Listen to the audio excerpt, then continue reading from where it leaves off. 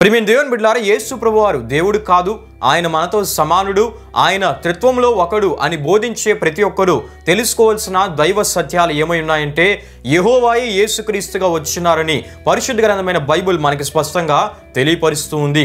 ఈ విషయాలు మనకు అర్థం కావాలంటే యెషయా గ్రంథం 40వ అధ్యాయం 3వ వచనం, మత్తయి సువార్త 3వ అధ్యాయం 3వ వచనాన్ని పోల్చి చూస్తే ఈ విషయాలు బాగా మనకి తెలియపరచబడతాయి. అంతేకాకుండా హెబ్రీయులకు రాసిన పత్రిక 11వ అధ్యాయం 24 నుండి 26 వరకు రాయబడిన వాక్యవచనాల్లో మనం చూస్తున్నప్పుడు మోషే విశ్వాసమును బట్టి ఐగుప్తు ధనము కంటే యెహోవా విషయమైన లేక ఉన్నవాడు అనువాడు అని దేవుని విషయమైన నింద గొప్ప భాగ్యమని ఎంచుకొని అని రాయాలి గాని మోషే క్రీస్తు విషయమైన నింద గొప్ప భాగ్యమని ఎంచుకొని అని రాయటను మనం చూస్తూ ఉంటాం. అంటే మోషే కాలంలో క్రీస్తు ఉన్నాడనా దీని అర్థం అంటే కానే కాదు ప్రియమైన దేవుని బిడ్డలారా.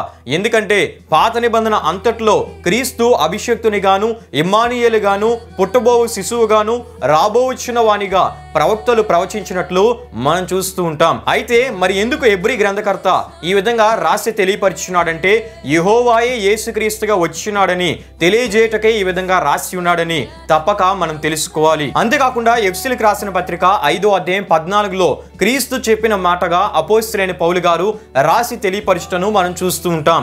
నిజానికి ఎఫెసీయులకు రాసిన పత్రిక 5వ అధ్యాయం 14లోని మాట పాత నిబంధనలో యెహోవా దేవుడు చెప్పిన మాటగా యెషయా ప్రవక్త యెషయా గ్రంథం 60వ అధ్యాయం 1వ వచనంలో, మలాకీ గ్రంథము 4వ అధ్యాయం 2వ వచనంలో మలాకీ ప్రవక్త కూడా యెహోవా దేవుడు చెప్పిన మాటగా చెప్పుటను మనం చూస్తూ ఉంటాం. అయితే అపోస్తలుడైన పౌలు గారు యెహోవా దేవుడు చెప్పిన మాటను క్రీస్తు చెప్పుచున్నట్లు అని రాసి తెలియపరచుటను మనం చూడగలం. కారణం ఏంటంటే యెహోవాయే యేసుక్రీస్తుగా ఏకైక దైవ ప్రత్యక్షతను వారు పొందుకున్నారు గనుక ఒకే దేవుడు తను తాను తండ్రిగా కుమారునిగా పరిశుద్ధాత్మగా ఆయా కాలాల్లో ప్రత్యక్షపరుచుకున్నాడు గనుక దేవుడు ఒక్కడే, ఆయనే యెహోవా యేసుక్రీస్తు పరిశుద్ధాత్మను ఏకైక దేవుడు.